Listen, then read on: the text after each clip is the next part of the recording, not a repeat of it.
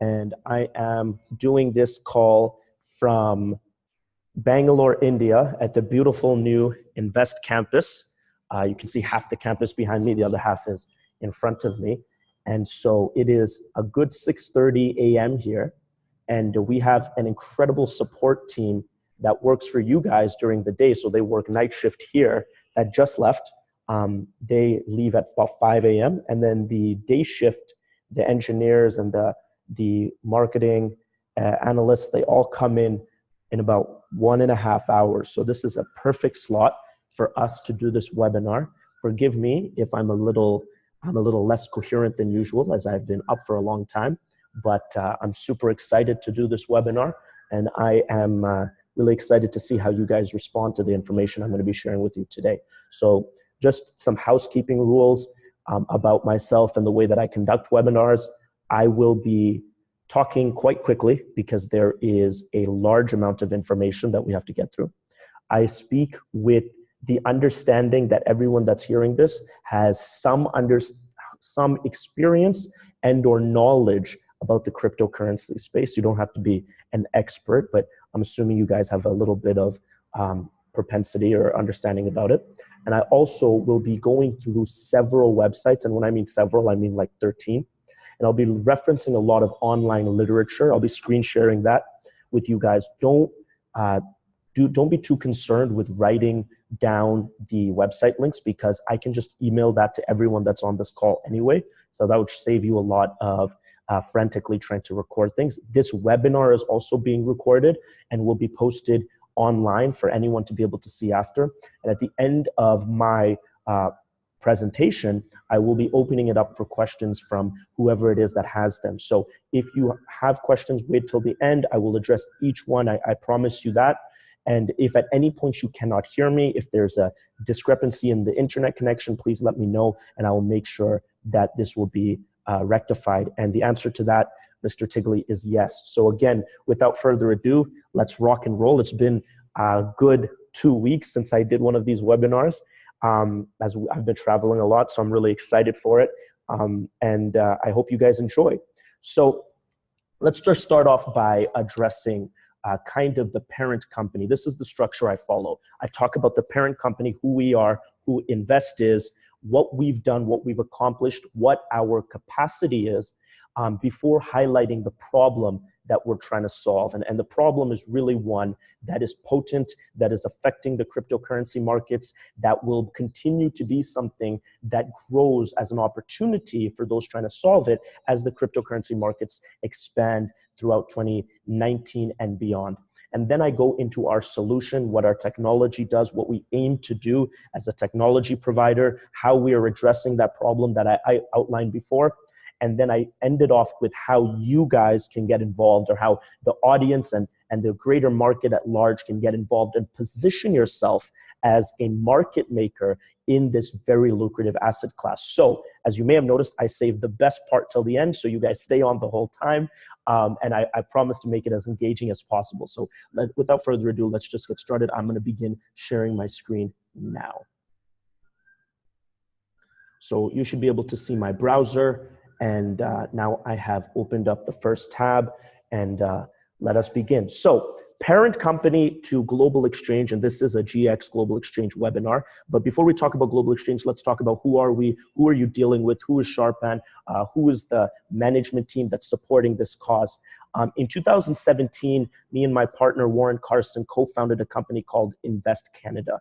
Nvest Canada today is available at investbank.com. And we had a very simple idea and a simple problem that we were trying to address. We watched the cryptocurrency markets go from $1,000, well, we watched Bitcoin particularly go from $1,000 a coin to almost $20,000 a coin. And we watched in 2017, the world kind of catch up, or at least the financial world go ablaze as this new asset class that very few people understood was being inducted into mainstream society.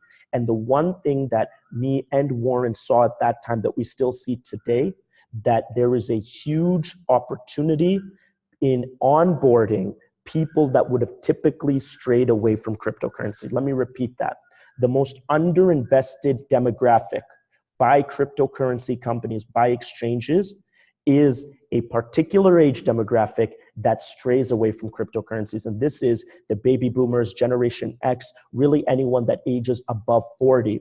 And the reason for this, the reason no crypto company focuses on them is because they're quite difficult customers. They are technically less sophisticated on average. They have long learning curves. They're conservative fiscally. And so compare that to the ideal cryptocurrency customer, which all the companies go after, which is 25 to 35-year-old males who make decisions quickly, who are fiscally aggressive. They have they're technologically sophisticated. It's not really a comparison. But me and Warren understood that the institution that onboards the baby boomers is the one that's going to capture a lot of this mainstream adoption that we so look to garner in cryptocurrencies. They hold overwhelmingly the most amount of money, and they hold a disproportionate amount of influence. And so what did we do to address this market problem? We launched Nvest Canada, now known as Nvest Bank, with the idea that we can build an online banking software that you see here that can help customers support their crypto assets as well as their fiat assets, and help them to hedge currency risk over long periods of time so they can have long-term planning with their cryptocurrencies, but do it with physical distribution centers. So let me repeat that. It's an online software just like Coinbase or anything else, but we have physical distribution centers. You might even call them physical branches, where we onboard people who have less propensity into the cryptocurrency market. So to show you the scope of our operation and what we've done with Nvest Bank, I'm just going to show you a quick video as to what Nvest Bank looks like. We have a retail strategy that complements our online banking strategy, where we go in and we acquire physical bank branches and turn them into Nvest Bank's places of education and onboarding for the average person. We're the first company in the world to do this, and it has given us such a head advantage as we look to onboard this specific this specific demographic. So this is our flagship branch in Toronto, Ontario. It is a former TD Canada Trust that for people that are in Canada, they probably know that. If you're watching worldwide, then that's a very large Canadian bank that we have now overtaken their branch and made it into a cryptocurrency branch. So let's watch the video.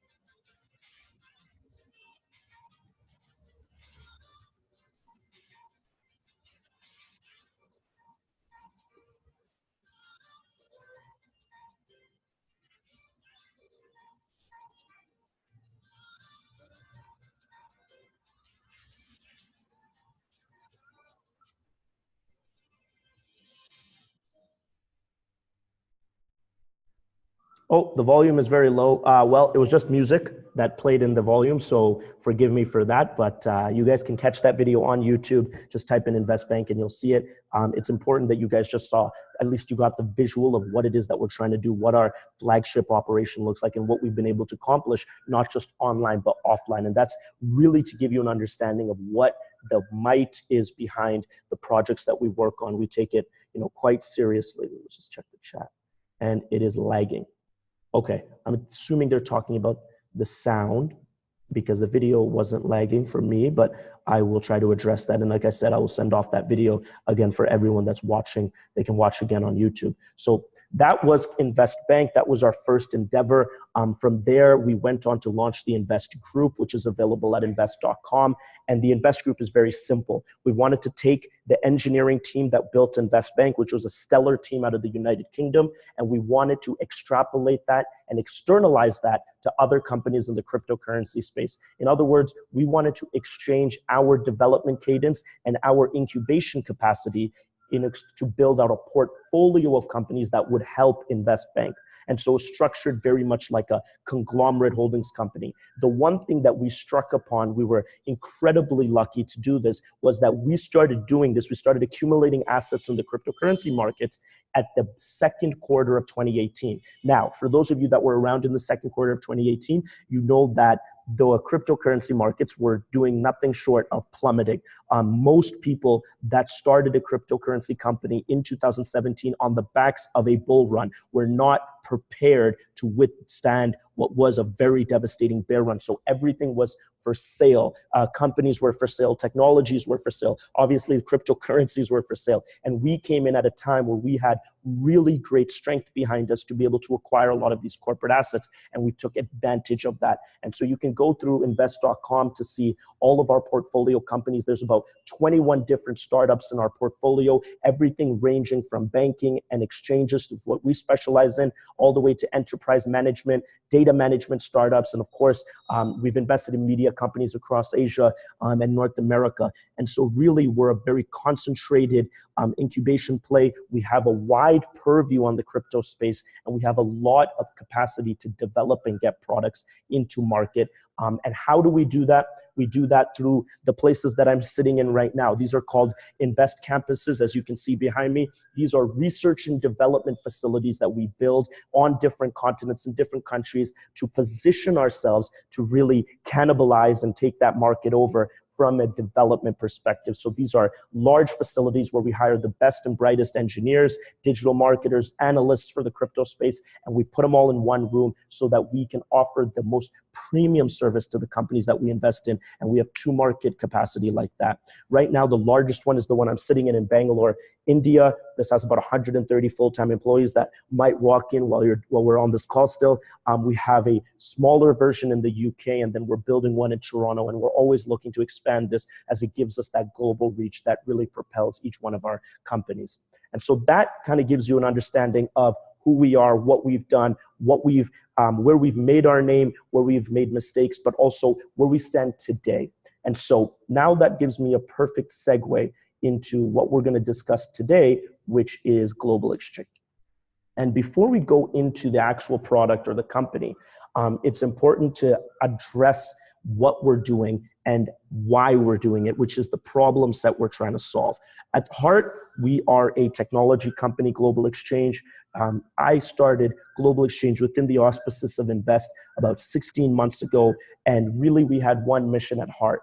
How can we solve the problem of crypto custody in the exchange marketplace for cryptocurrencies? So let me give you context. This is CoinMarketCap. CoinMarketCap is the most viewed website in cryptocurrencies by miles. It has about 72 million unique active visitors every month. It is the 5th most popular financial website on planet Earth, beating out very well-known brands like Wall Street Journal, etc. And what does CoinMarketCap display? Well, it's essentially a data aggregator. It gives you all the prices for all the cryptocurrencies. Today, actually this morning, the market is kind of down, which means people have rushed to CoinMarketCap to view how much their Bitcoin investment is down. Everyone that comes to CoinMarketCap comes with, it is 3rd now. So I don't know what Warren means by that, but it is fine. Essentially, what CoinMarketCap is doing is it's allow people to check the prices of crypto. The reason I show you CoinMarketCap is because it gives you valuable insight into the psychology of the cryptocurrency markets. One second, I'm just checking the chat here. 3rd most viewed website, my goodness. So that's probably because of the latest bull run. So CoinMarketCap gives you valuable insight into the problem we're solving. 70 million people come to this website to check one thing, the price of the crypto they invested in or they're thinking of investing in. I compare that to all the people that picked up shovels and picked up machinery, borrowed money from their family and friends, and went to California during the gold rush. And why I compare that to them is because cryptocurrencies is without a doubt the digital gold rush. And everyone who is making investments or considering making investments are the people that are digging for gold.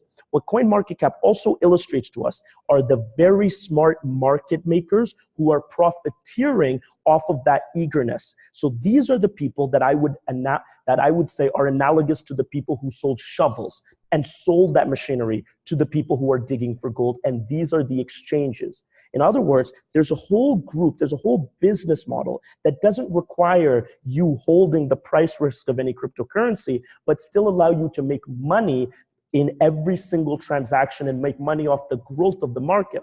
What I love about CoinMarketCap is it gives you all of that data. So it gives you all the cryptocurrencies. You can see everything about them, but it also gives you all the exchange data.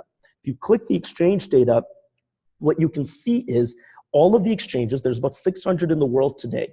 And these are not cryptocurrencies. These are platforms that provide liquidity for people to place trades.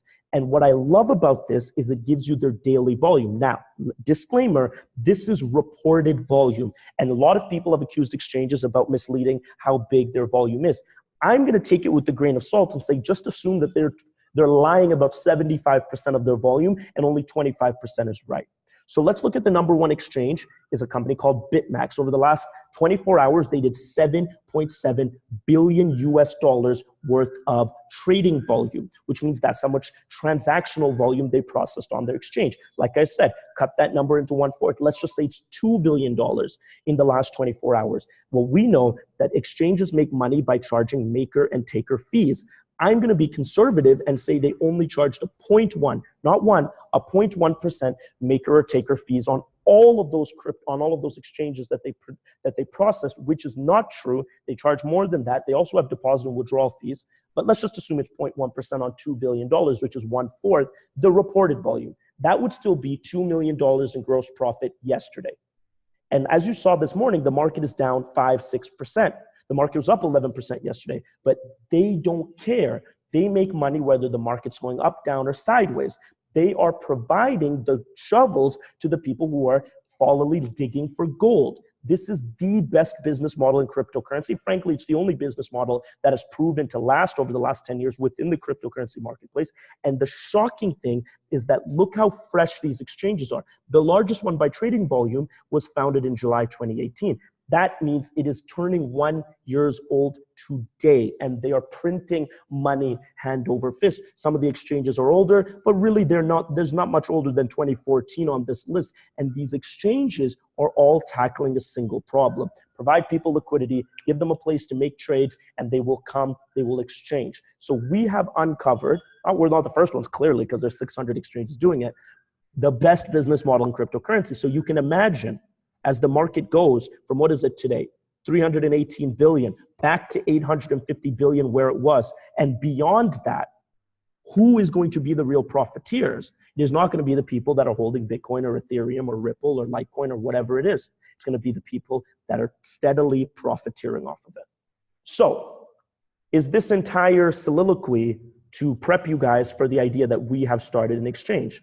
On the contrary, we wanted to look at this market and understand, although it's amazing, although it's quite possibly the greatest business model in definitely the internet age, there is a serious flaw with it. And that flaw is what we address with Global Exchange.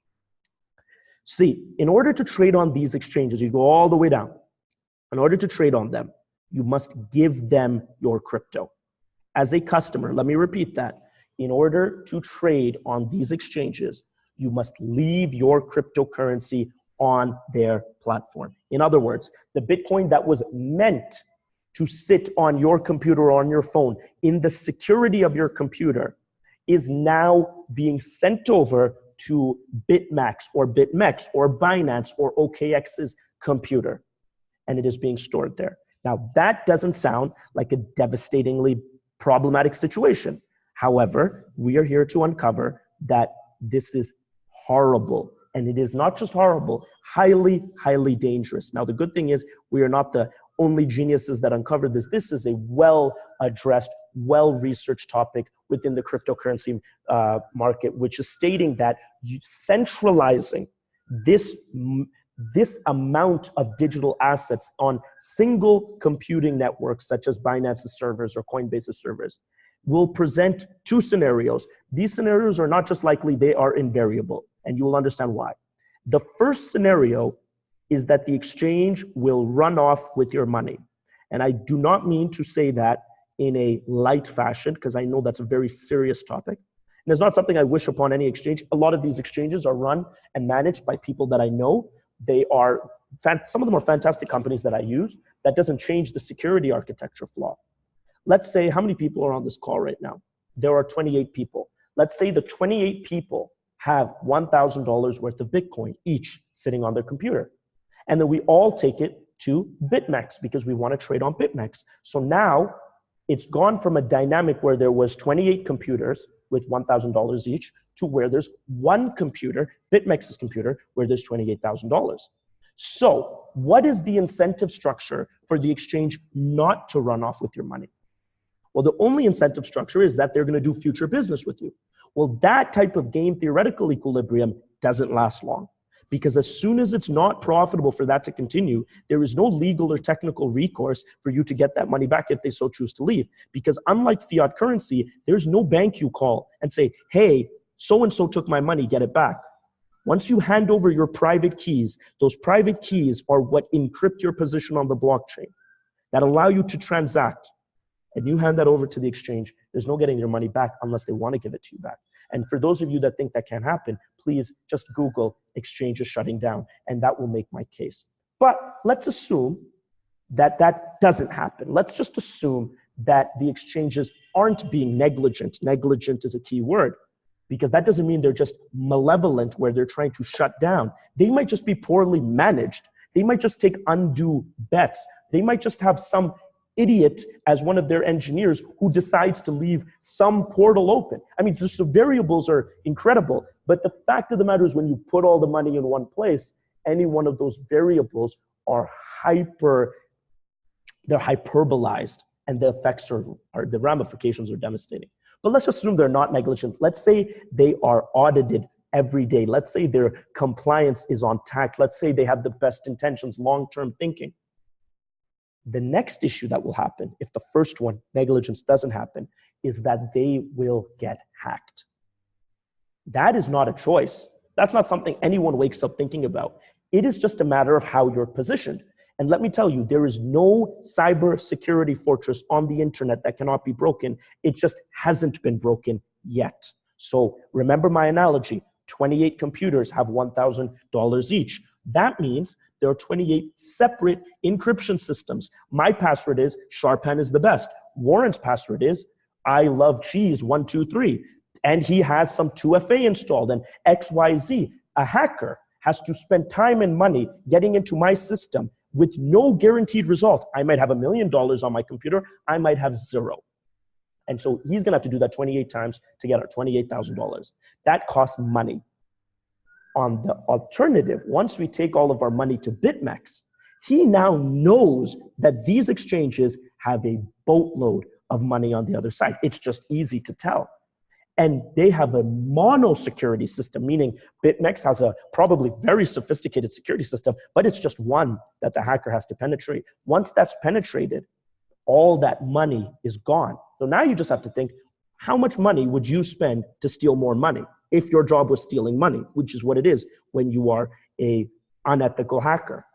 Well, even if a company like Binance spent $13-12 million a year on cybersecurity, it's $1 million a month, and they're holding $13 billion of assets on a single computing system.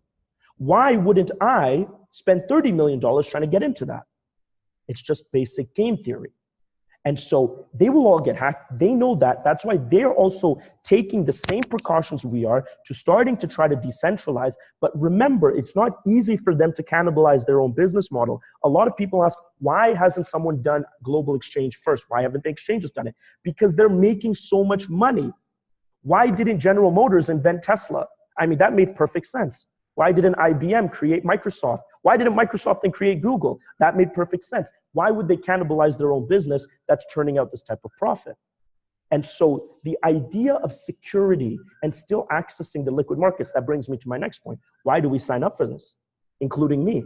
Why do I voluntarily go and sign up for these exchanges along with 96% of the crypto community to just leave our money on an exchange where we know this will invariably go wrong? I'll tell you why. Because we, as a market, are addicted to liquid order books. That's a fancy word for saying we like to have the ability to trade quickly. I have a Bitcoin, I want an Ethereum, I can make that trade. I have an Ethereum, I want a Stellar, I can make that trade quickly on Binance, in microseconds actually. And so the addiction of liquidity and fast trades just willingly allow us to go and give away the keys to the kingdom, as I call it. And so The question is, what are we going to do about this? Well, the market itself is a very effective machine. It started to produce a solution which is called the decentralized exchanges. For those of you that don't know, all of these exchanges are centralized exchanges, meaning the order book, the matchmaking engine, is on a central computer, and the custody of the crypto is in a central party. Okay, that's a centralized exchange. A decentralized exchange like IDX or Ether Delta says that is stupid because of the reasons I listed. Let's put the order book on the blockchain, so every transaction has to be validated by a miner, just in the same way that every Bitcoin transaction is.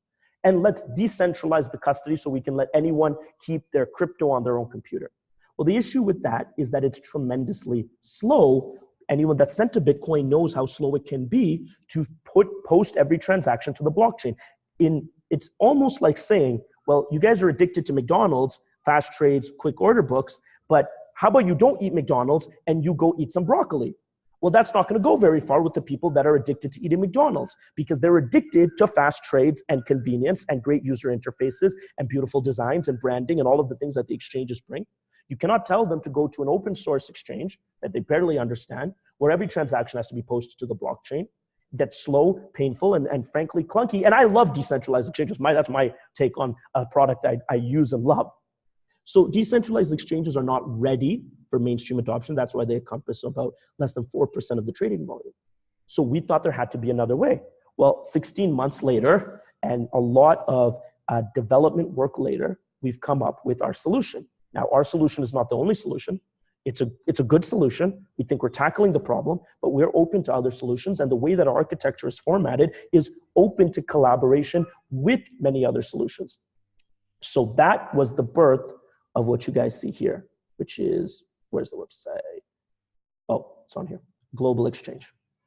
So Global Exchange, which is available at globalexchange.com, short form GX, is the world's first exchange operating system. So let me pause there. What is an exchange operating system? Well, the reason you've never heard about it before is because it doesn't exist. We made it up. But we took principles that have worked in other subsects of computing. Microsoft built the world's most popular operating system. You are probably watching this video using that operating system called Windows. Apple built a very beautiful and cultured operating system called macOS. Linux built, in my opinion, the best operating system, which is open source. Android is the operating system that almost 80% of the world uses for their phone. iOS is an operating system that's used by iPhone users. But what is an operating system? Well, you can Google it and get the exact definition. Essentially, what it does is it processes computing. In other words, it makes the hardware manufacturer relevant by giving you guys a standard way of dealing with your computer. So IBM, Lenovo, HP, Dell, they're hardware manufacturers. They make physical computers. They are all irrelevant because of Microsoft, because you don't care what computer you're using. You just care that it's Windows because you know how to use it, because they've standardized the engagement policy, because they've given you the complete luxury to do whatever you want. You can have Microsoft Windows using that to read emails. You can use it to do your taxes. You can use it for anything.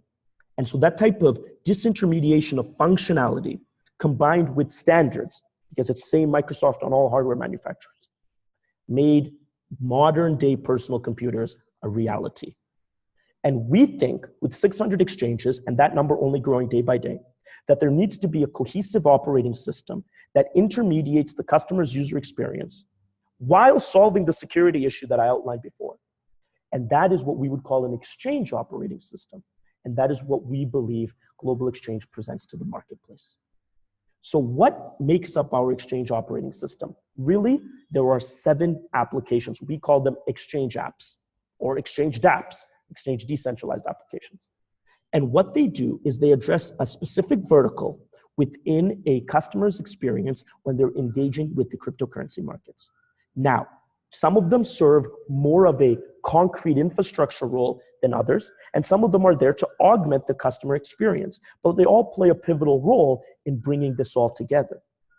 The most important trading app of the operating system is called GX Trade, trade.globalexchange.com. And it's very simple. This is the one that addresses the security issue. GX Trade is a routing engine.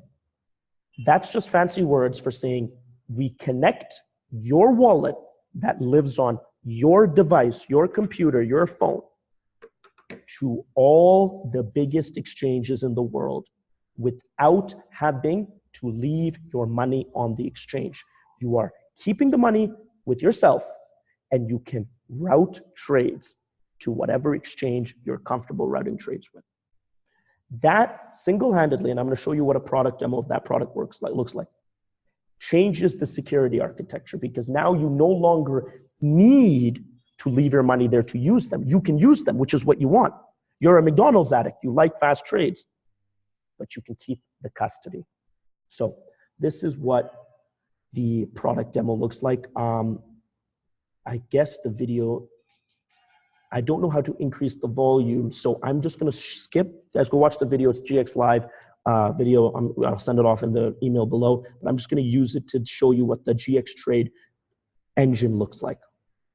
So I'm going to turn off the volume and just voice it.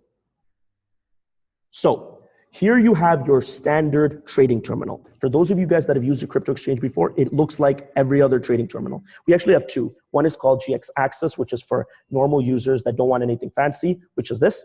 And then we have an institutional grade one that we'll be releasing later this year, which is obviously built for institutions with industry grade standards and with all the bells and whistles you can imagine. But GX Access, your average trading terminal for cryptocurrency. Everything looks the same. This customer is trying to do an Ethereum Bitcoin trade, as you can see right here. The only difference is this little button. And this button is your routing engine. When this customer clicks this, it opens up a search engine. And this search engine is getting him all the exchanges that can execute that Ethereum Bitcoin trade. And it's aggregating it based on the parameters that would make sense for you, i.e. price, i.e. volume, i.e. speed of execution, selection, your favorites. So just like an Expedia or a hotels.com, you are now able to choose at point of trade, or whenever you want. You can preset it. You can build, we have an algorithm that optimizes it, that where you want to execute your trade, that makes it beneficial for you. So you have a window into the cryptocurrency markets, excuse my pun, that allow you to execute those trades. Do I have a question here? Okay, perfect. Thank you. This is the last video, so I'll just probably walk through I needed to voice this one over, but thank you so much for that. So now the trader can just click, I want to execute my trade at Binance. We're going to ask him, is he sure? Does he want to send it to Binance? He says, of course he does. And automatically he gets all of Binance's pricing data. He gets all of Binance's order books, and he can, every trade he routes goes straight to Binance. And if the next one's to go to OKX, the next one's going to go to OKX. You are no longer captive at the hands of any of these platforms, but you're still getting what you want out of them. Execution. This is the way to address that problem while still giving a moderate response to what people are looking for and are accustomed to. And that's GX Trade. So like I said, GX Trade would obviously be one of our fundamental applications, as it addresses the key problems that we want to talk about. The other fundamental application is called GX Markets, which you see right here. And GX Markets has its own website, markets.globalexchange.com. And GX Markets is one of the world's first decentralized money market protocols. What is a decentralized money market protocol? The reason you probably never heard about it, because again, it's very new. Couple companies are testing it out. We're one of those companies. And essentially what it's saying is, in order for cryptocurrencies to be mass adopted, they need to have liquidity. In other words, if I'm holding Bitcoin because I believe Bitcoin's going up, or if I'm holding Ether because I believe Ether's going up, while I'm holding it, I need an incentive. Just like when you hold dollars, you are incentivized, i.e. interest rates. I need liquidity because I might need to pay bills. I might need to run my business. I need an ability to short. These are all things that are missing in the cryptocurrency markets that exist in the traditional financial markets because there are no money markets. Money markets and traditional finance are large aggregation of liquidity pools, usually only utilized by large governments and large banks, institutions, insurance companies, where they do short-term debt exchanges that provide the interest rates that you guys are accustomed to seeing. We build decentralized money markets, which essentially take the role of a money market maker in the real financial world and put it on the blockchain, let a smart contract intermediate it, and we've built one on Ethereum, and we're currently building one on EOS. We're going to build one on Neo and on Cardano. And those are 4 separate smart contract platforms. It's very simple. You have now the ability to short. You have time value for money, which is interest. You have the ability to borrow against your crypto, which gives you portfolio liquidity. How does this work? It's very simple. I bought Ethereum. Let's say I bought it at $200. Let's say it's valued at $200 today. I'm going to hold Ethereum for a long time because I believe it's going up. That's the only reason I bought it. I get to now take my Ethereum and put it in a money market, which is just a click of a button. That money market contract is a smart contract living on Ethereum's blockchain, meaning there's no central party. We don't touch it. We don't actually know about it. That's built into an auditable open source framework. Obviously, we build a wallet infrastructure that allows you to engage with it, but we have no control. It's completely open source. Okay? So now I put my 1 Ethereum in my money market contract. So the money market reads that as, oh, Sharpan or wallet 975454 has $200 worth of collateral. Now it gives me the ability to take out of the money market up to 50% of my collateral. I put in Ethereum, it's valued at $200. I can take up to $100 out in another cryptocurrency because someone else has staked that in their money market. And why is that important? Because once I take out that other cryptocurrency, I can do whatever I want with it. It's yours. You can sell it for dollars to pay bills. You can sell it for yen. You can sell it for euros. You can keep it in the crypto that you took it out in. You can buy more Ethereum. You can short the crypto you took it out in. You have complete liquidity. It's yours. And you have that liquidity while still owning the upside and downside of the Ethereum asset that you staked. Okay. This all happens without a central intermediary. We are not a lending company. We don't touch money. We build technology products. And now you can do this liquidity swap, hold your crypto and still access dollars without trusting in a central intermediary, without having any contracts, any type of engagements, all governed by the blockchain, audited, completely available for everyone to see, without any of this is important, without time periods. You don't need to pay back you don't need to pay back the borrowed. I'm going to explain why that's the case. Without dealing with anything and still own your crypto for the long term. So how does this actually work? Well, it's done through a clever system of smart contract is the infrastructure built on Ethereum or whatever other blockchain, but it's really built on this idea of this collateralization ratio. And essentially, oh, guys, say hi to the cleaning lady behind me. Essentially, the collateralization ratio states you can never take out more than 50% of your collateral. The smart contract is built to not allow that. So remember, once you take out, let's just say I put in a $200 worth of Ethereum and I take out $100 worth of EOS, I've maxed my ratio. So only 2 things can happen. Why you never need to give that money back if you don't want to. Of course, you need to give it back if you want to unlock your Ethereum. But why you never need to give it back if you don't want to is because the market will settle itself.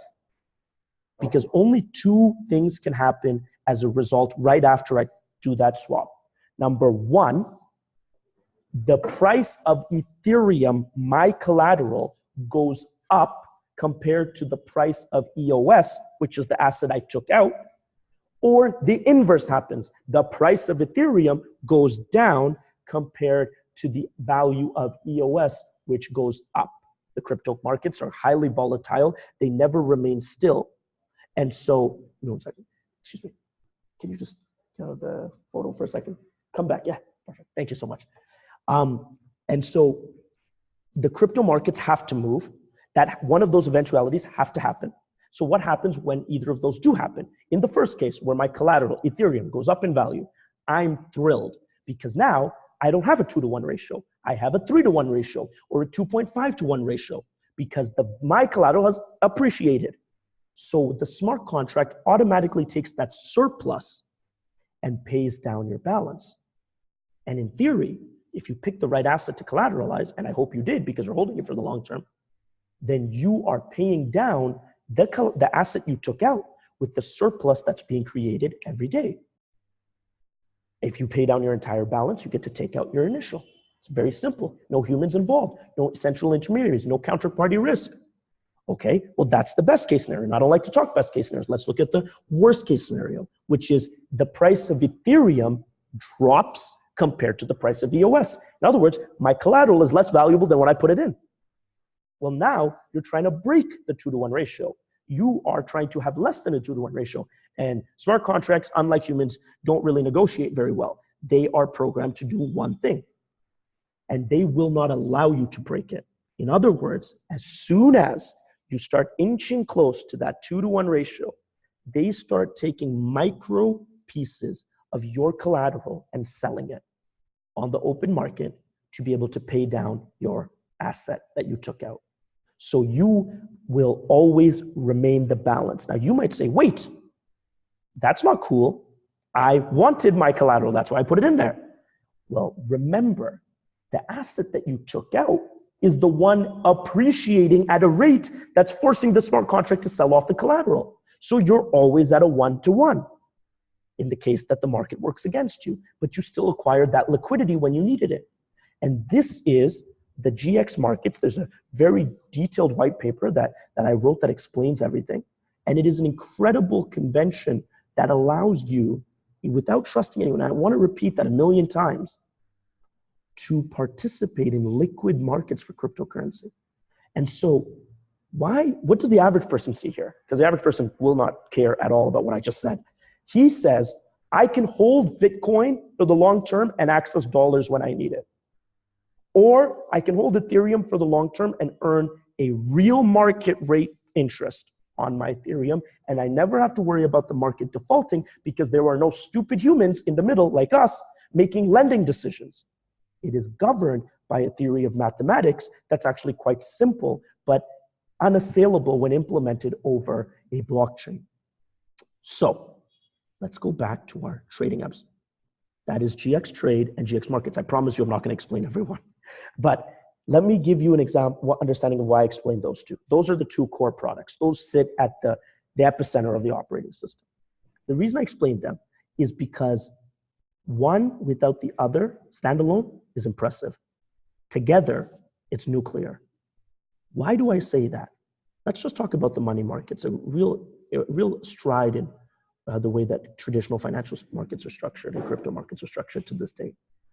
That without the capacity, the supply side, if you built the money markets and put it out, say, here's the money markets, but if you don't have supply side, people to stake, it's futile. You'll always find people that want to borrow. I mean, there's enough people to borrow, but where are you going to get the supply side from? In other words, what companies are best positioned to roll out the money markets? It would be the exchanges, because they're already holding everybody's cryptocurrency. So automatically Binance launches the money markets day one, $13 billion in supply. You can go borrow against that. Well, for us, we think we could have released this just to the exchanges. We think there's a more intelligent way, or definitely a more meritocratic way. If you release this to the public with their ability to take the money back off the exchanges using GX Trade, now they can leave the money in the money markets, their own money market contracts, and leverage against it and earn interest on it. And whenever they want to trade, they just have to route the trade from their money market to the exchange that they want to. And so it is the homogenization of GX Trade and GX Markets that I believe makes this operating system so lethal. The remainder of the apps are high touch. They're there to serve as augmentation to the user. You have GX Live, which is already open. GX Live is live at live.globalexchange.com. This is actually already live, and it is a trading social network. It functions as like our Yahoo Finance. Analysts from all over the world go every day. They write reports. They write market analysis reports. It's a great ecosystem that helps the trader access news. We have GX Academy, which is an end-to-end online learning platform we're launching that allows content creators to create courses about crypto. It's Udemy basically, and it allows users to be able to take those courses and pull them in and watch them. And so that is two examples of products that we've already launched that provide augmentation, helps the customer use this operating system. You have GX Algo, which is an algorithmic trading software, essentially allows you to turn English into Python. In other words, you have a cool strategy, you plug it into GX Algo, it gives you a bot. You have GX Decentral, which is basically GX Trade, but it connects your wallet to DEX's decentralized exchanges. And you have Initial Fund Offering, which if I started talking about today, we would be on here for another 3 hours, which is that remarkable. To give you just a little teaser, because I'll be releasing a video about this on YouTube. You've heard about Initial Coin Offering. Well, we own initialfundoffering.com. This is going to go to ifo.global exchange. We also own initialfundoffering.com. And we've propagated this idea that you can have a same smart contract architecture for crypto funds. And you can change the way that money management is done through, again, that idea, don't trust, put it in code, decentralize. And that's what we do with the IFOs. It's going to change the way that fund management's done. And again, it's just a piece in this operating system. So that is a high-level overview, believe it or not, of the product line. We can go into depth in the technical sense about any one of those, but I will not do that to you guys on this call. I apologize for already the amount of jargon that I've spewed. I wanted to give you an idea of how seriously we take the problems that we're solving. So lastly, but definitely not least, which is the reason you guys got on this call, how does this benefit you? Or how can it benefit you? Well, once we built the technology, once we built it, I sat in this office or in our other campus with our engineering team and our marketing team. We said, the greatest technologies in the world, so quote of mine, the greatest technologies in the world are in a closet. Meaning, if no one uses it, it's not that great. And so we wanted to figure out what's going to be our distribution strategy. How are we going to get this remarkable technology into the hands of the millions and empower them to make cryptocurrency a mainstream asset class? Well, we have two strategies for that. The first one is a very conventional one in the cryptocurrency space. We launched our own token. Nothing truly out of the blue there. We have a very interesting platform, a set of applications, and the utility token behind our operating system is GX Token. GX Token is our native cryptocurrency built on top of Ethereum that allows access to these trading applications and aggregates it. It regulates the supply and demand curve of our operating system. In other words, imagine when Windows launched, Windows 95, they came out with Windows Coin, and they said that we're going to give the operating system away for free. If you hold Windows Coin, you get XYZ feature, you get XYZ cloud storage, you get XYZ computing capacity. And that governs the supply and demand. So this operating system never has any constriction issues. It's essentially what GX Token does. There are, and you can come to deck.globalexchange.com to learn all about it. There are 350 million GX tokens, completely open source, auditable on Ethereum. Out of the 350 million, we are selling 300 million. 50 million is held in trust by the company. The 300 million tokens we're selling are distributed across 3 phases over fiscal 2019. And believe it or not, it's as simple as 100 million in phase 1, 100 million in phase 2, 100 million in phase 3. Phase 1 went from January 1st to April 15th, which was our private distribution cycle, where we really didn't want to talk about it. We didn't want to tell anyone. And it was for primarily setting up the necessary infrastructure that we wanted to deploy. All due to make market-making bots. We had early stage token buyers, and it was just a pre-setup for what we're doing now. We're currently in phase 2, April 16th to July 31st, selling 100 million of the tokens. And phase 2 is really our pre-launch. It's where we're gearing up for the market. Obviously now it's public, people know about it, people are getting involved. And then there's phase 3. And phase 3 begins on August 1st. August 1st is an important day for us because it's the day that our product goes live. It's the day that our token is open for open exchange operations, meaning it's going to be traded on secondary markets. And after the launch is when the token goes into phase 3, where another 100 million is sold. And people can buy into the token if they want access to the product when it comes out, if they want the utility that comes with it. And that is a way, that is number one way for people to get involved with the token, the operating system. The second way, which is the reason you're on this call today, is quite possibly the most innovative distribution strategy in cryptocurrencies, something we are terribly proud about. And we feel extraordinarily stupid for not coming up with it earlier because it is so common sense. We built this product as a distribution product. It has captivated our company. It has taken over our community. It is becoming one of the very few viral products that we've seen in this space. Long story short, in order to achieve mass adoption, you need a set of parameters that allow mass adoption. And cryptocurrency actually ticks the boxes on a lot of those parameters. And the boxes it doesn't tick, like the arguments against cryptocurrency, that it's confusing, that it's hard to access, and that it's ephemeral, that it's up in the air, it's internet money, those are all true. It's very confusing. It's very hard to get, especially if you don't live in North America. And newsflash, you can't touch it because it's in cyberspace. And so there's no getting around those arguments, especially those three. When we did studies on this, we found out that, wait, those three arguments are existential realities for multiple financial assets that have gone mainstream. Insurance, very confusing, hard to access, and it doesn't exist. Mortgages, people think they understand it, but they don't really understand mortgage code. It's hard to access, and it's ephemeral. Derivatives, any type of second market trading, registered investments, whatever you want to go down the list, anything really, any financial products that's abstracted from an underlying asset is all those categories. And yet the world has adopted them. At least mainstream financial markets have been adopted them.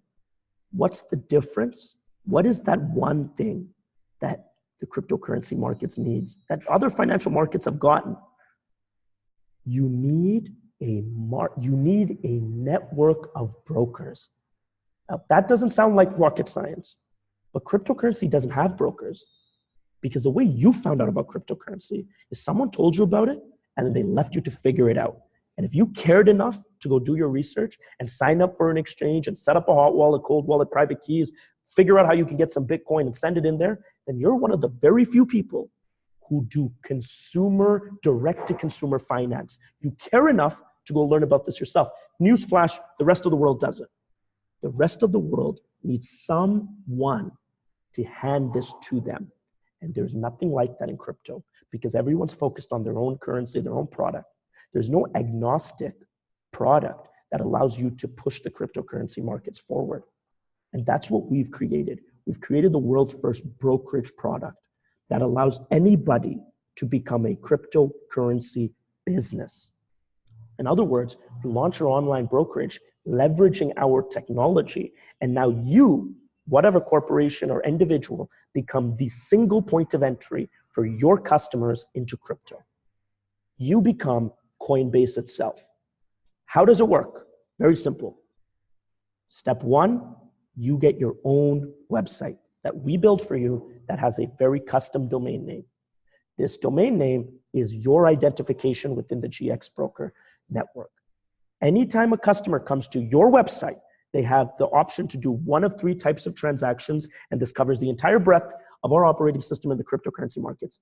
They can buy tokens into ICOs that are ICOs, IEOs, ITOs, STOs, whatever it is that are coming to the market. So these are illiquid assets. They're getting first to market access. Not a specific token, any token. Just like an exchange would give you access to it. They get access to the blue chip cryptos, the liquid cryptos, the one everyone wants: Bitcoin, Ethereum, Litecoin, Ripple, Stellar, Cardano, just like an exchange. And they get access to digital cryptocurrency transactions, crypto to crypto trades. This is dollar crypto, this is dollar tokens, this is crypto to crypto. Every product that you can buy in the cryptocurrency space falls right there. And they get to access that through your website. And if they do so, then they are inextricably linked to your GX brokerage forever. Meaning you keep the transaction fees which you set on all those transactions, the first one and every subsequent transaction thereafter. You now have the full power of an exchange without any software development, any compliance, any customer support, any onboarding process, because you take all of that from us. It is an end-to-end product that allows you to capture the value, all the transaction fees, become the market maker, while not dealing with the complexities. We are building a Shopify business model here for anyone to, again, capture that value, not just for today, but every transaction. Build a book of business, build a toll road in the greatest traffic jam that's about to be fiat to crypto, crypto to fiat, crypto to crypto. Step one, how do you do this? It's very simple. Step one, you register. In order to become a broker, you have to buy a GX broker license. This license costs $500 US. And that license gets you the brokerage, your website, your technology, your back office, the ability for you to transact. And it gets you $500 worth of our token, the token that I already explained. Those tokens signify your business. So as long as you're keeping those tokens in your wallet, you get to run your business, earn money. When you want to sell your business, you just sell your tokens on the open market, just like you'd sell any other token. It's a very simple business model. I will come back to why that's important. Step two, you have your link. You share your link with whoever you want. Someone wants to buy crypto, you send them your link. Someone wants to buy Bitcoin with credit card, bank transfer. The simplest onboarding process you will ever see for cryptocurrency. Someone wants to get in on the latest token, send them your link. Someone wants to do crypto to crypto trades, send them your link. You now become the arbiter. You're the market maker. Step three, manage your business. We give you an end-to-end back office suite that we're improving every day. That gives you functions like the ability to set your own fees, that give you functions like the ability to manage withdrawals, that give you functions like viewing your business. Everything is done for you. You can see some of the stats, some of the countries that we're in. And I'm going to show you what it looks like. This is what the brokerage landing page looks like. This is my brokerage link, token.globalexchange.com/checkout1. That's my ID.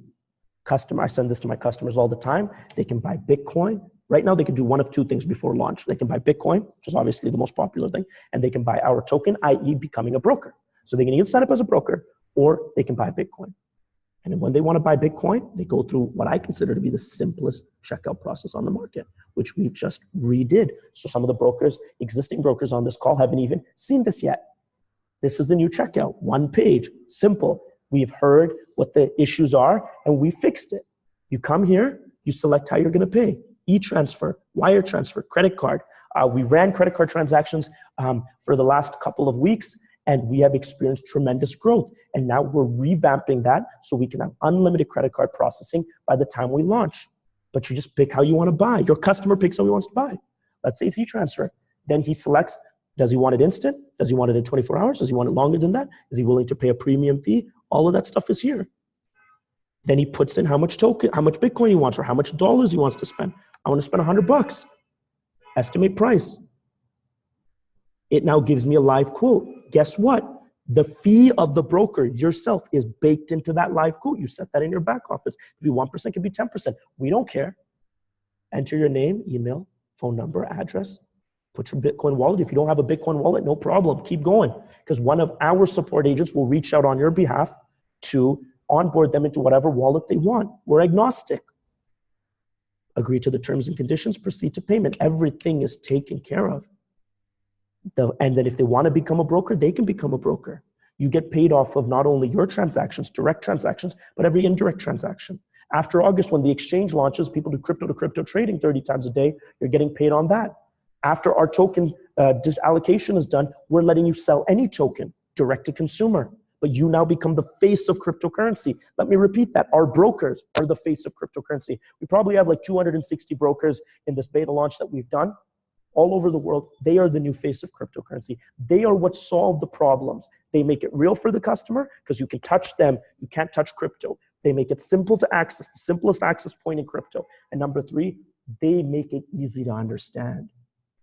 The final caveat I'll add to this is, this right here, GX Broker, is the greatest tool for any existing crypto enthusiast. Whether you're already in a crypto business, whether you're already a trader, whether you're already an education company, you're in an affiliate marketing company, I don't care. Your customers need Bitcoin to get started. They need Ethereum to get started. You can now capture all of that instead of telling them to go to Coinbase. And you get to keep that transactional revenue. You're building the book of business that will move with you from company venture to venture. It is the single greatest opportunity in the crypto space because it's non-competitive. You are solving a tremendous problem. and you are being the onboarding ramp. The two things I'll finish it off with before I open the questions. Number one, not only do we take our role as a technology provider seriously, but we take our role as an arbiter of the cryptocurrency markets even more seriously. During the day, this room is filled, they'll be here in time. During the day, this room is filled with crypto enthusiasts, devs, security architects. This campus is just a vibrant place. During the night in Asia time, it's filled with a support team. What we call them consultants, GX consultants, because you know what they're there to do? Provide our brokers with 24/7 support. Because the brokers don't do anything. All they do is drive traffic. We onboard everyone. Every broker gets a 24/7 private chat with the technical specialist, the founding team usually, and sales analysts that they can leverage. Anytime you want anything done, just hit your chat, private chat. Every customer gets 24/7 support chat. So if they have questions about their purchase, they can track it, and they have real-time, real people support. WhatsApp, email, phone, direct to them. All of that's free for our brokers, covered in the fact that we're building out this incredible brokerage network. So whether you're a cryptopreneur, you're a crypto business, you're just an enthusiast, you're looking to learn, you want to be the market maker. Whether the markets go up, down, or sideways, the brokers are making money. And to tie it all up, especially for those that have had questions about the token economics, what makes our token valuable? I will really want to answer this question because I think very few people understand this. We have 7 trading applications. Binance, with one trading app and their one utility token, BNB, that allows you to get cheaper trading fees on their centralized exchange, is now the 7th or 8th most valuable cryptocurrency in the world because they have 350,000 daily active users that buy Binance to get cheaper trades, i.e. they're in a utility on an exchange. We have 7 of them. But that's not even where the token value comes from, although that's an incredible driver of demand. How do you keep your GX brokerage? You must keep the tokens. In other words, the company is not even selling tokens. It's selling business models. It's selling franchises. And in order to continue operating your GX brokerage, you keep your tokens. So do the math. We only have 300 million tokens. Every time someone signs up, they're constricting supply because they're taking tokens out. They're going to hold it. And so after we sell out the 300 million tokens, you can't buy brokerages directly from us anymore. You have to buy it from someone else who already has the tokens. Well, if they give up their tokens, they're going to lose their brokerage. So the simple analogy I like to make is, let's say they bought in at 500. Token goes to 1,000. So they basically, the 50-cent token goes to $1. Now they have a $1,000 asset. They can choose to sell that. They can choose to get out. That's what would happen in traditional markets. They make money, they get out.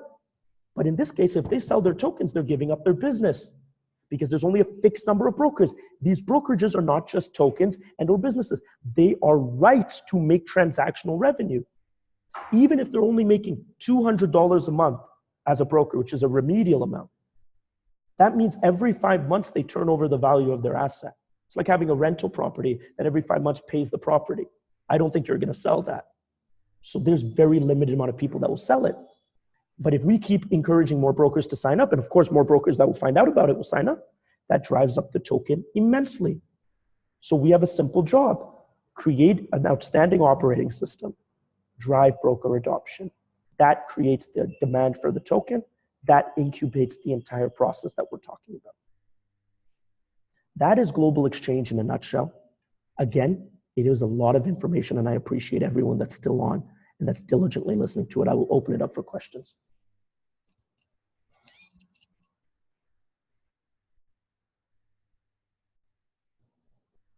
So you can just type your questions into the chat, or Bruce raised his hands. Bruce, if you want, I can put you on and you can ask a question, or you can just type it into your chat, whatever you're comfortable with.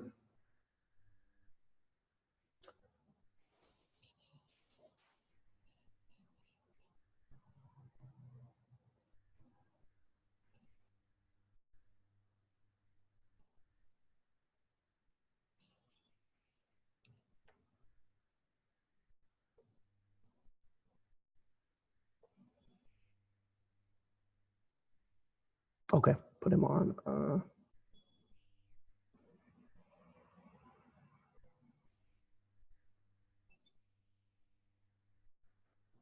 Okay. Well, can you hear me? I can, Bruce. Perfect. Just a simple question. if one were to sign up as a GX broker with a certain email and then later on update their email with a different email, is the transfer, is it simple? I mean, like, is there like a security process, or like, is it easy to transfer over to Okay, different email? that's a good question. Let me try to answer it in a succinct fashion. You can transfer it over an email. You can't do that yourself. The security process, you have to request one of the support agents to do it, because it does, everything is tied to the email. Your affiliate, like your ID, your broker ID is tied to your email. And so there's a process. Right now it's done manually by your dedicated support agent, but probably in the future you'll be able to do it yourself after some validating questions. So that's the answer right now.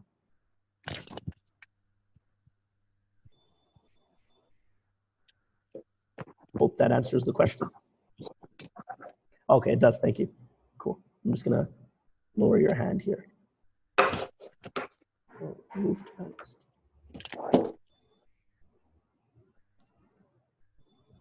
Oh, definitely don't want to do that. Cool.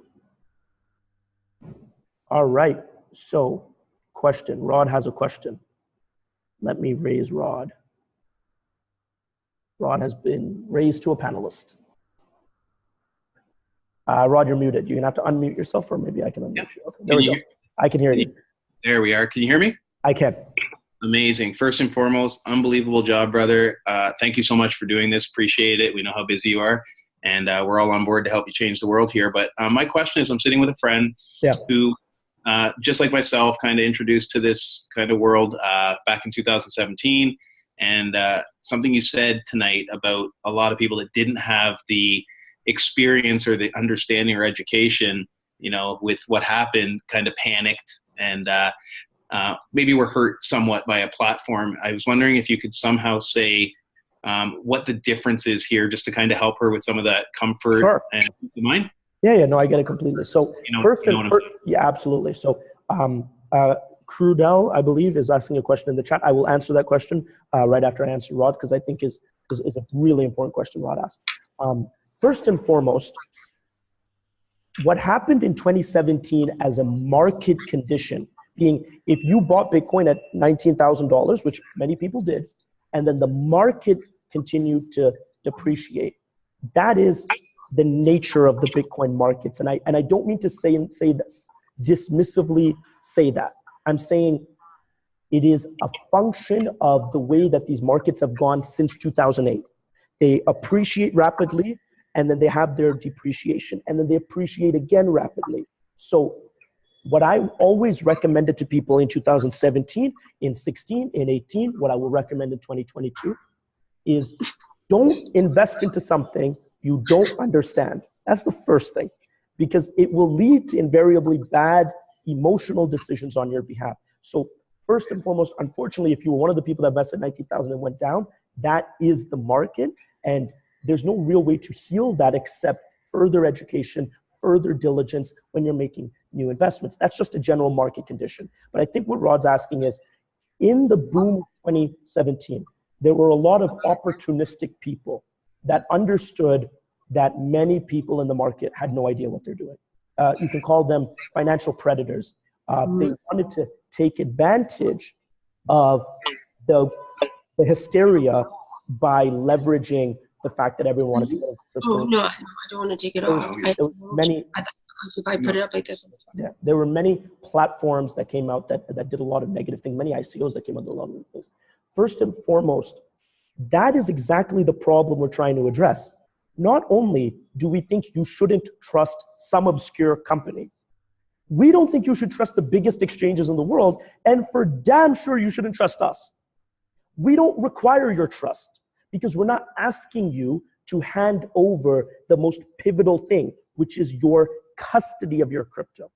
Always understand that you have to look at the incentive structure of a platform. Does an exchange do well if I do well? Not necessarily. Does an exchange have incentives that could make them act in against my fiduciary well-being? Well, yes, they do. So what we're trying to solve is that type. We're trying to fix that type of power distribution. It would be so much easier for us to launch an exchange with all of our capacity. It would be so much easier.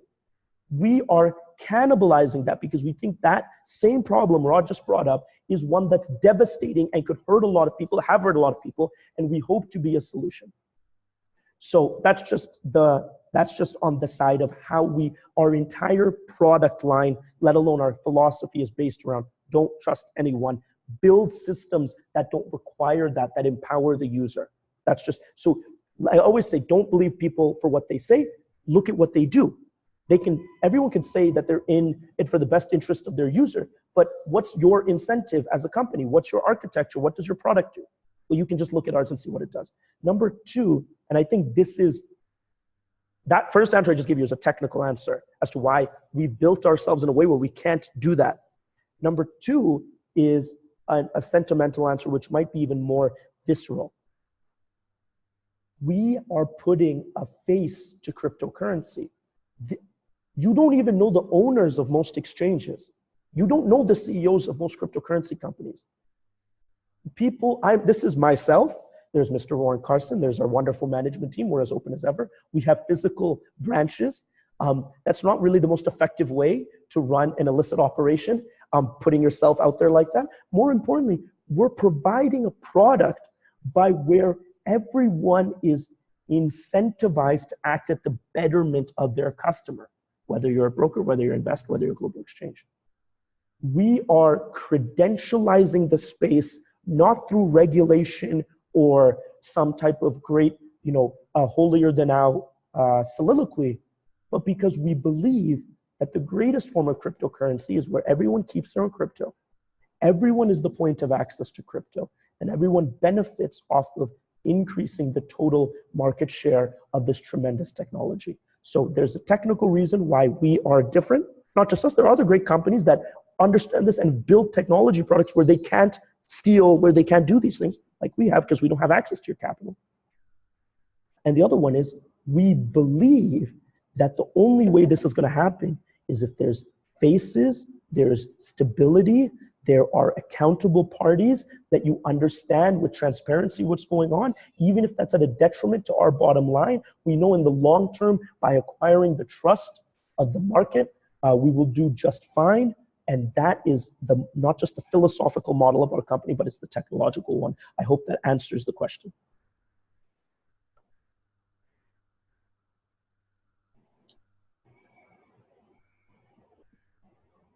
Okay, fantastic. I think I muted Rod again. So if you want to speak, Rod, you can just unmute yourself. If not, I'm going to answer Crudel's question. Nope, that was everything. Thank you, sir. No problem. So Crudel said, is there going to be a monthly fee to be added for the website? The base product, which I discussed, the broker, the ability to have those transactions, no. We will add value-added services that help you build your business, marketing, digital distribution, advanced products, all of that, education licensing programs, all that fun stuff. We'll charge for those. But the core broker product that allows you to become a GX broker and be the same as an exchange, no, because it's built, our business model is built into the token economics of you holding the token, thus driving up the demand for it. And you're going to do a fantastic job of becoming a broker and bringing people into the space. And if you don't, sell the token to someone that will. So yeah, there's no fees on the core product that I discussed. Yeah, Bruce, sure. I'm going to unmute you, Bruce. Oh, question. Thanks, Sherpan. So another question. If one were to be a GX broker, the website is already created. It's just a platform for people to trade. And will it be integrated with the market's global exchange? Like, I mean, will it be integrated with your website? Oh, great question. Yeah. So I'm going to answer that because that's great, important. So again, there are three types of transactions. The two that are standalone are token broker and OTC broker. In other words, you can facilitate the purchase of tokens, newly issued tokens, any ICO that you want on your website, or you can facilitate the sale of cryptocurrencies, Bitcoin for dollars, Ethereum for dollars. Then the digital broker, the third type of transaction I talked about, is our operating system.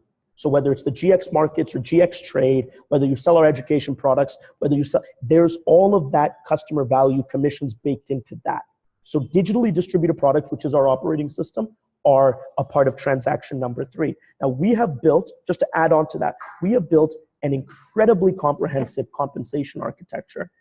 We've invented a technology called broker chain that actually allows you to get paid out on every single transaction that happens in your entire brokerage, irrespective of how many brokers intermediate that. I have a webinar on that and a great documentation on that as well. But to answer your question, yes, the entire operating system acts as a GX broker, a digital broker transaction. Plus, you could do the fiat to crypto, fiat to token thing as well. But most of the digital broker products are coming after August. In our launch right now, it's the token broker and the OTC broker that are available for our brokers. But then when we launch the remainder of our operating system, that gets pushed into your brokerage and you have access to everything.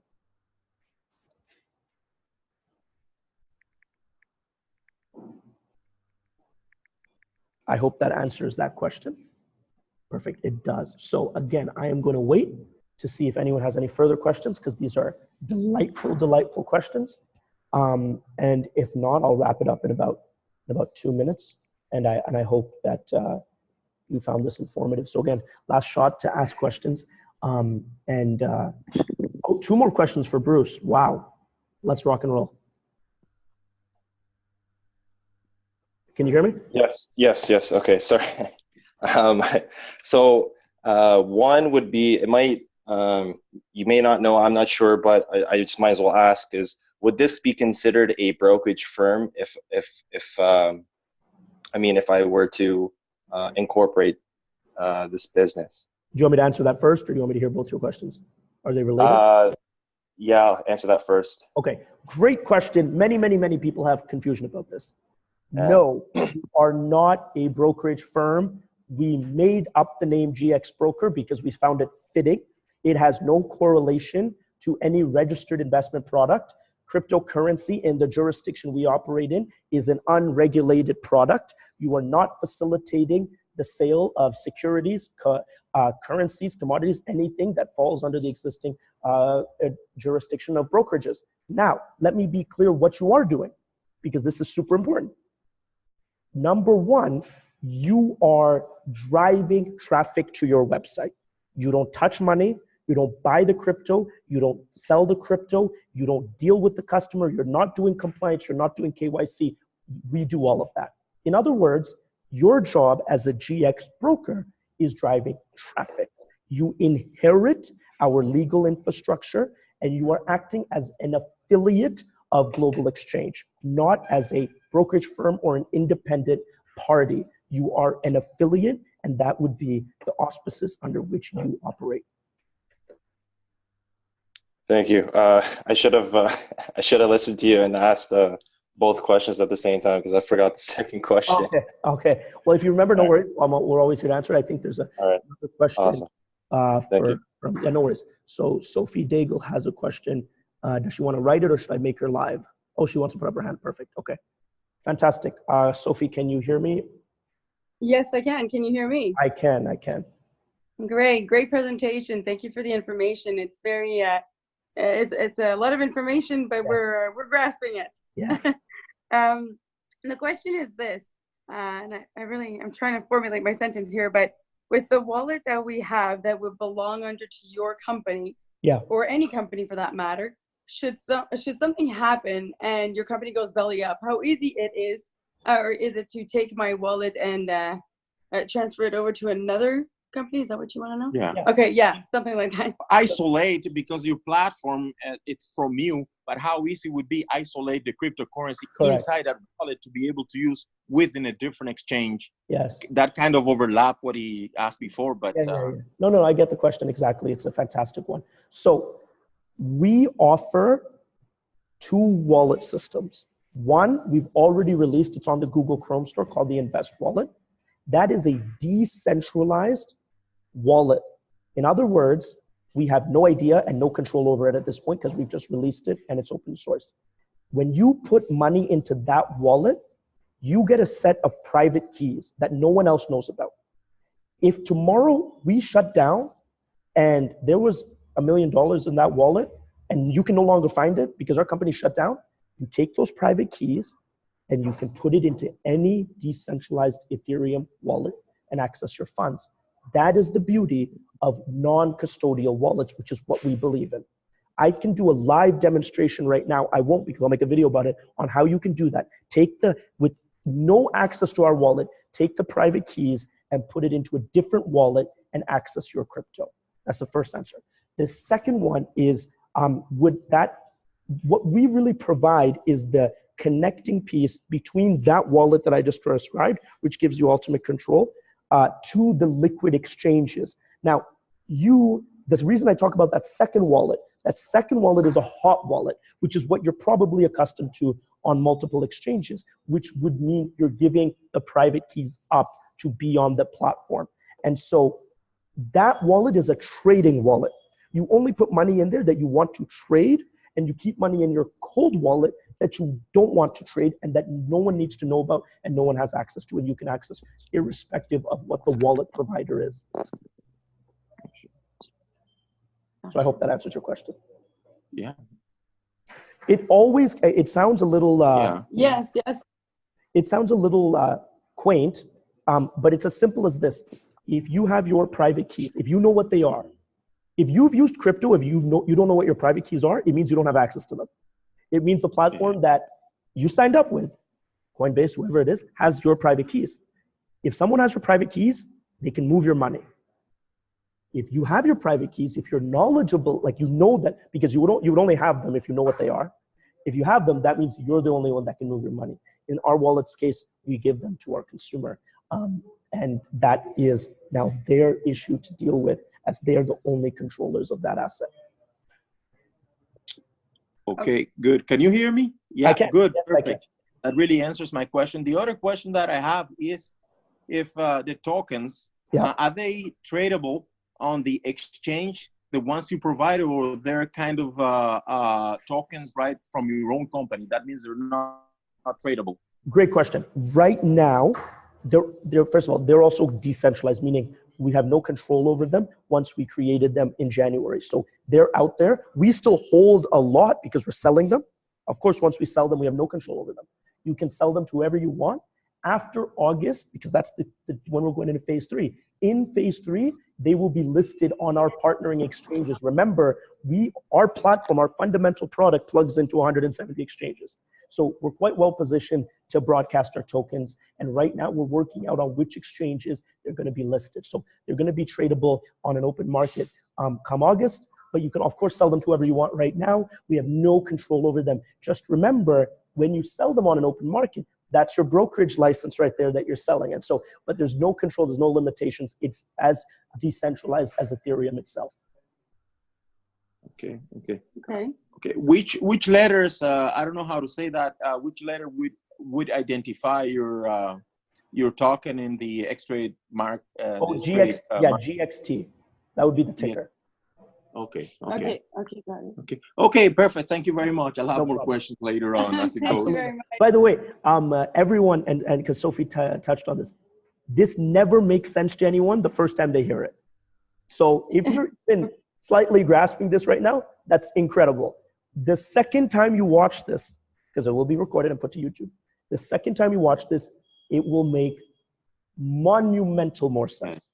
I guarantee you that. Trust me, the first time you hear this information, it's beyond confusing. That's why I appreciate all of you so much. Yeah, it's not that bad actually. And I'm sitting here with Eber, and he's very knowledgeable in this, and he's been reading up on it for I don't know how many years now. So yeah. I'm learning a lot through him and through you. So it's great. Amazing. Perfect. So I'm just going to put you back on mute and answer the final question, okay? Thank you. No problem. So Crudell asks, at what point can you withdraw funds as it increases without closing for your brokerage? I'm not understanding the question exactly. I'm going to take a shot at it anyway. If I'm wrong, clarify. Your commissions that you earn, you can withdraw at any time. All of Global Exchange works in, GX Broker works in weeks. Right now on week 27, so 27th week of the year. Our weeks go from Monday morning, 12:01 EST, to Sunday night, 11:59 EST.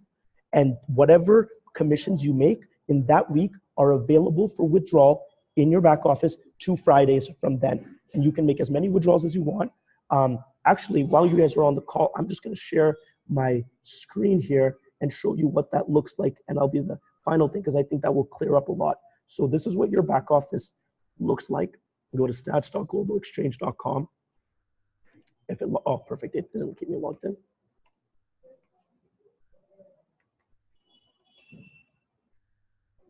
Okay, perfect.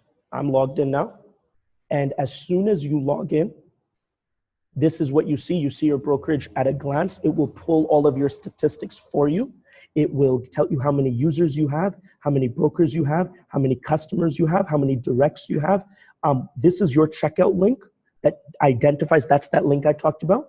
You have campaigns, so you have digital marketing tools built into this. You can buy more crypto here as yourself. You can see your entire GX brokerage transactions here. You can manage, and this is the big one. You click OTC broker, you can set your own transaction fees for your crypto trades. So right now, Bitcoin is trading at 11, 12.50. I have a 1% fee, so I'm making $112 for every person that buys from my website.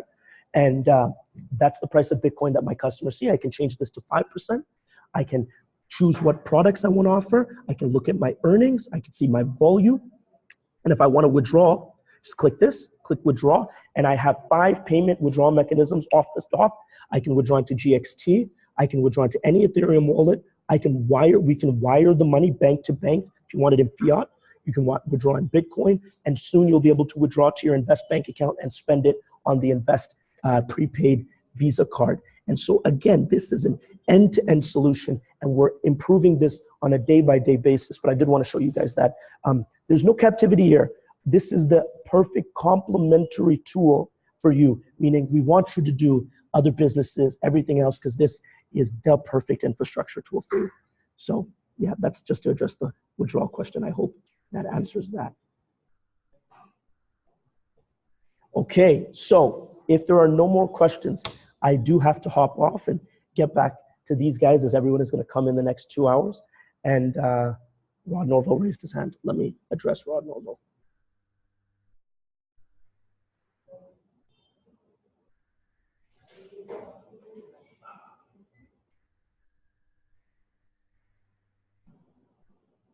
I'm not having much success with that. Let me see. Hello, can you hear us? I can hear Sophie, but I can. Is that Rod? Okay. Or? Yes, we had another question. So go ahead. Oh, sorry, Sherpan. Sophie wanted to say something. Sure. Oh, hi, Soph. Sorry, Soph.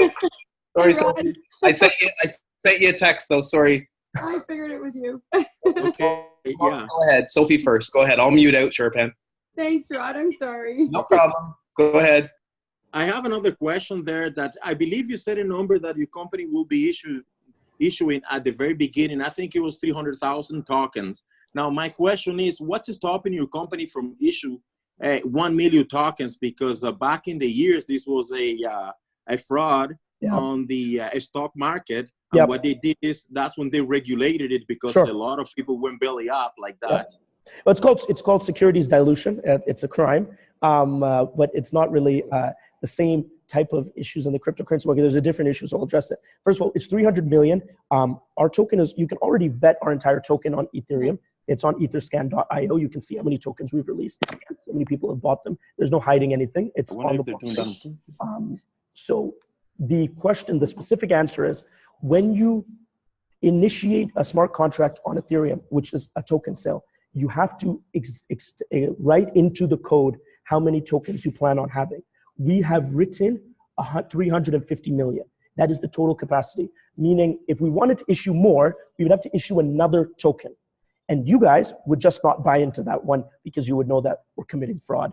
This is the big difference between securities and tokens. There is really little room for manipulation if they're truly decentralized. So there's 2 schools of thought. Bitcoin schools of thought, Bitcoin itself says fixed cap, 21 million, and that's it. From the day Satoshi Nakamoto initiated the Genesis block in 2008, you can never add another Bitcoin token. Ethereum is the opposite side. It's a floating cap, meaning Ethereum can add more Ethereum anytime they want. And they have reasons for that. They tell their people that. we believe in Bitcoin school of thought. We have 350 million tokens, and we're going to live with that number for better or for worse. And we cannot change that, as it is written into the code itself, which is available for everyone, which now is several thousand blocks in, that we can't change that. We can, of course, issue another token, but that would require us convincing everyone to buy it again. And I don't think we would be super successful at that.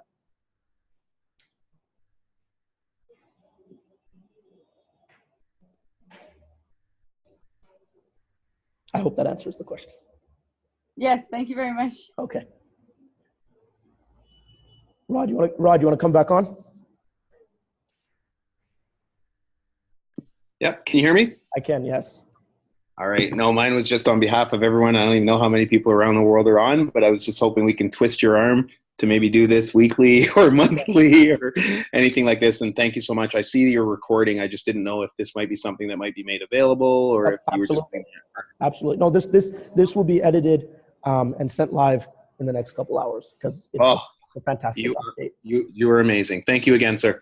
No problem. Again, thank you so much, everyone, for attending. We will absolutely be doing this live on a weekly basis. I'll make announcements about that. For everyone in Toronto, I am super jealous of you guys, because you guys have the new global exchange offices to go to, as well as the Nvest Bank branches. From everyone watching across the world, shout out to you guys.